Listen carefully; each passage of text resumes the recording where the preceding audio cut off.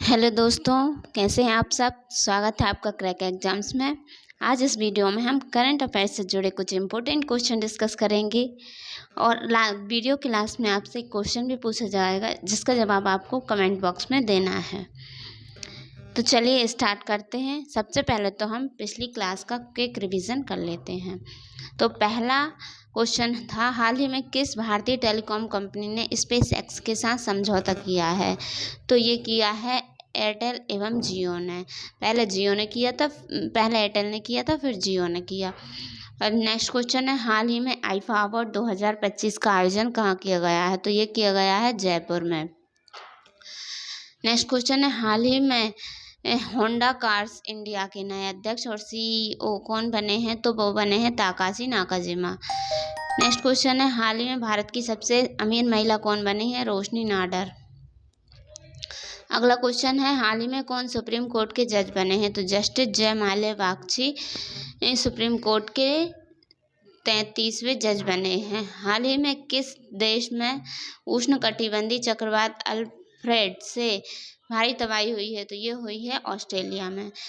Next question है, हाल ही में कहाँ पयोधी मिल्क बैंक का शुभारंभ किया गया है। तो ये दिल्ली एम्स में किया गया है। अगला क्वेश्चन, हाल ही में गुलमर्ग खेलो इंडिया शीतकालीन खेल 2025 के दूसरे चरण का उद्घाटन किसने किया है। तो ये किया है मनोज सिन्हा ने। नेक्स्ट क्वेश्चन, हाल ही में गरिमेला बालकृष्ण प्रसाद का निधन हुआ है, वे कौन थे। तो वे थे शास्त्रीय गायक।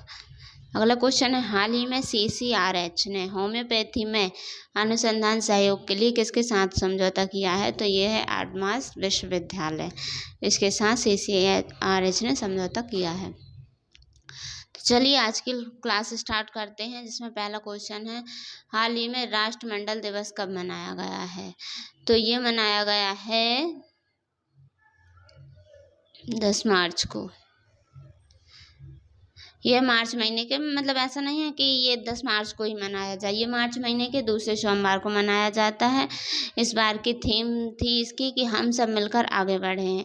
और जो राष्ट्रमंडल दिवस यानी कॉमनवेल्थ डे होता है, उसमें 56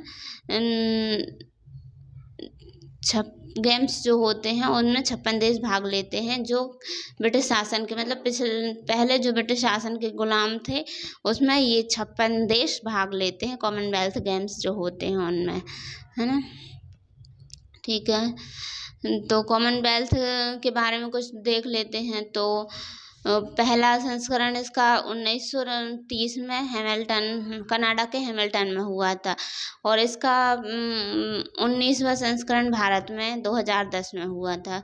और जो 22वां संस्करण है, जो पिछला, मतलब कि पिछला 22वां, तो ये इंग्लैंड में हुआ था। अब 23वां जो होगा वो स्कॉटलैंड में होगा 2026 में, जो ग्लासगो। नेक्स्ट क्वेश्चन है, हाल ही में नारिका कंपनी की निवेशक एवं ब्रांड एम्बेसडर कौन बनी है। तो ये बनी है साइना नेहवाल। साइना नेहवाल नारिका कंपनी की ब्रांड एम्बेसडर और निवेशक दोनों बनी हैं। ये नारिका कंपनी कहाँ की, ये फ्रांस की कंपनी है। या जी क्या करती है, मतलब ये रीयूजेबल जो पैड, ऐसे पैड बनाती है जिन्हें हम दोबारा यूज़ कर सकते हैं। और साइना नेहवाल तो एक भारत की बैडमिंटन खिलाड़ी हैं जो भारत के हरियाणा से बिलोंग करती हैं। अभी हम देख लेते हैं हाल ही में नए ब्रांड एम्बेसडर जो बने हैं वो किस किस फील्ड में बने हैं। तो विद्या बालन फेडरल बैंक की पहली ब्रांड एम्बेसडर बनी है। शुभमन गिल MRF की ब्रांड एम्बेसडर बने हैं।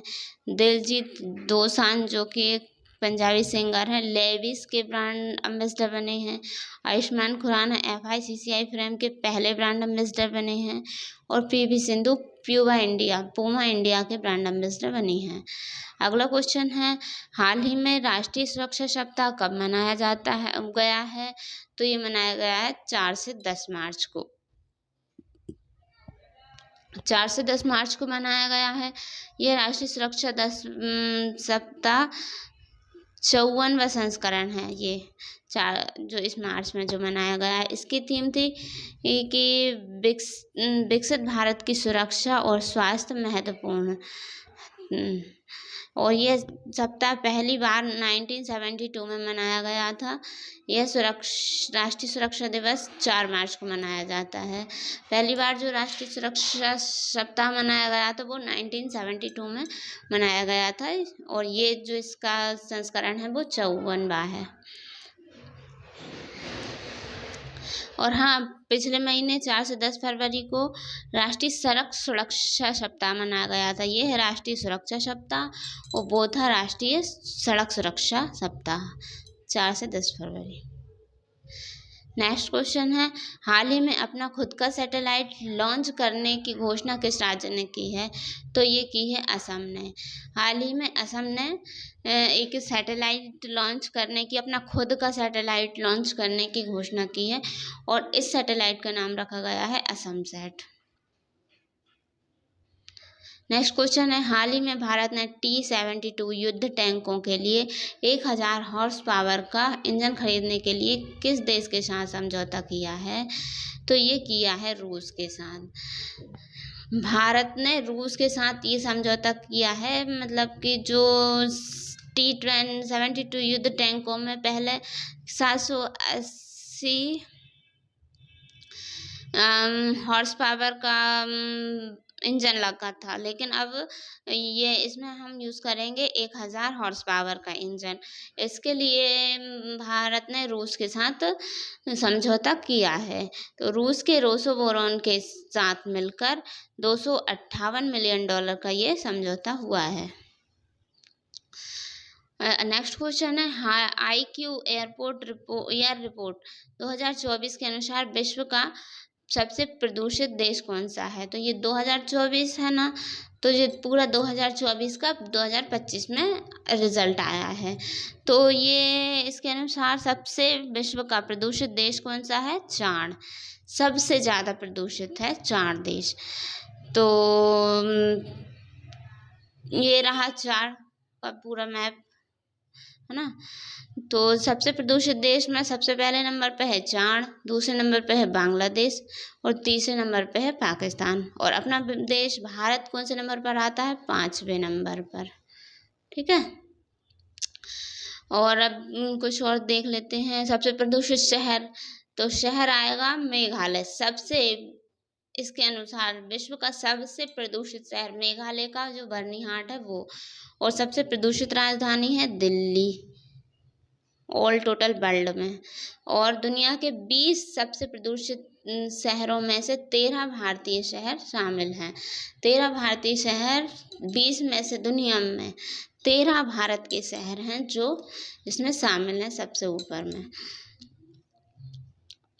यह पूरा वर्ल्ड मैप, जिसमें कि ये रहा चार्ट, और ये टोटल चार्ट का नक्शा है पूरा। इसमें कौन कौन सी राज्य हैं ये। इसकी राजधानी क्या है? चार्ट की एन जामेना। करेंसी क्या है? Central African France. यहाँ के PM कौन है? अल्लामा हलीना। अगला क्वेश्चन है, हाल ही में जादे स्वामी महोत्सव किस राज्य में मनाया गया है? तो ये मनाया गया है तमिलनाडु। ये महोत्सव तमिलनाडु के कोटपानी के पास जगनाराय गांव में बड़गा समुदाय के द्वारा मनाया गया है। नेक्स्ट क्वेश्चन है, हाल ही में केंद्रीय स्वास्थ्य मंत्री JP नड्डा, ये जो दिख रहा है फोटो में वो JP नड्डा है। इन्होंने बालिका समृद्धि योजना, मुख्यमंत्री कन्या आत्मनिर्भर योजना किस राज्य में लॉन्च की है? तो ये की है इन्होंने त्रिपुरा में। त्रिपुरा में इन्होंने बालिका समृद्धि योजना और मुख्यमंत्री कन्या आत्मनिर्भर योजना लॉन्च की है। ये दोनों योजनाएं केंद्रीय स्वास्थ्य मंत्री JP नड्डा द्वारा त्रिपुरा में लॉन्च की गई। इन योजनाओं के बारे में देख लेते तो सबसे पहले ये है कन्या समृद्धि योजना। इन योजनाओं का लाभ क्या है कि आर्थिक रूप से भी जो कमजोर वर्ग में जन्मी बेटियां हैं उनको 50,000 का बॉन्ड जारी करेगी सरकार। जब वो 18 साल की हो जाएंगी तब ये राशि 8 से 10 लाख रुपए में परिवर्तित हो जाएगी। और अगला है मतलब ये जो राशि है वो उनकी आर्थिक स्थिति को सुधार सकती है, उनका फ्यूचर सिक्योर कर सकती है। और कन्या आत्मनिर्भर योजना क्या है? तो इसके तहत 140 ऐसी छात्राएं होंगी जिन्होंने बोर्ड एग्जामिनेशन में परीक्षा उत्तीर्ण की होगी। उन्हें शिक्षा और आवागमन की सहायता के लिए स्कूटी दी जाएगी। बात त्रिपुरा की हो रही है तो भारत के मैप में ये रहा त्रिपुरा, यहाँ की कैपिटल है अगरतला। और ये देख लेते हैं भारत में ये कब शामिल हुआ और कब ये स्टेट बना पूरी तरीके से। तो 15 अक्टूबर 1949 को ये भारत में शामिल हुआ। फिर 1 नवंबर 1956, यहाँ पे 6 है ना, 56 को ये यूनियन टेरिटरी बना। फिर उसके बाद 1972 में ये फुल स्टेट बन गया। यहाँ के सीएम है माणिक शाह तथा यहाँ के जो गवर्नर हैं वो श्री नल्लू इंद्रसेन रेड्डी हैं। अगला क्वेश्चन है, हाल ही में जम्मू कश्मीर सरकार ने किस क्षेत्र को इको टूरिज्म हब के रूप में विकसित करने का निर्णय लिया है? तो ये है बांगस घाटी। फोटो में जो दिख रही है बांगस घाटी है। यहाँ की जो सरकार है, यहाँ की सरकार ने इसको इको टूरिज्म के रूप में डेवलप करने का निर्णय लिया है। ये रहा मैप में, बहुत सुंदर दिख रहा है ना। तो जम्मू कश्मीर गवर्नमेंट ने बांगस घाटी जो कि भारत और पाकिस्तान की बॉर्डर के पास कुपवाड़ा जिले में स्थित है, उसे इको टूरिज्म के रूप में विकसित करने का निर्णय लिया है। ये जो घाटी है वो समुद्र तट से 10,000 फीट की ऊंचाई पर स्थित है। अगला क्वेश्चन आपके लिए है, भारत के किस एयरपोर्ट ने प्रतिष्ठित एयरपोर्ट क्वालिटी अवार्ड 2024 जीता? तो ये जीता है इंदिरा गांधी इंटरनेशनल एयरपोर्ट दिल्ली ने। ये अच्छा दिख रहा है ना, हाँ ये है इंदिरा गांधी एयरपोर्ट।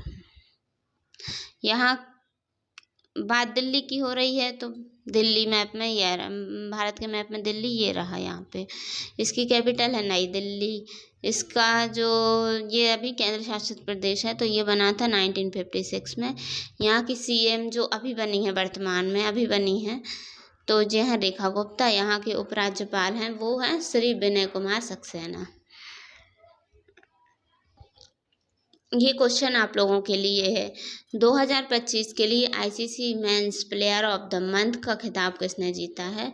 तो इस क्वेश्चन का आंसर आप लोगों को कमेंट बॉक्स में देना है। अगर वीडियो अच्छी लगी हो, हेल्पफुल लगी हो तो चैनल को लाइक, शेयर एंड सब्सक्राइब जरूर करें। धन्यवाद।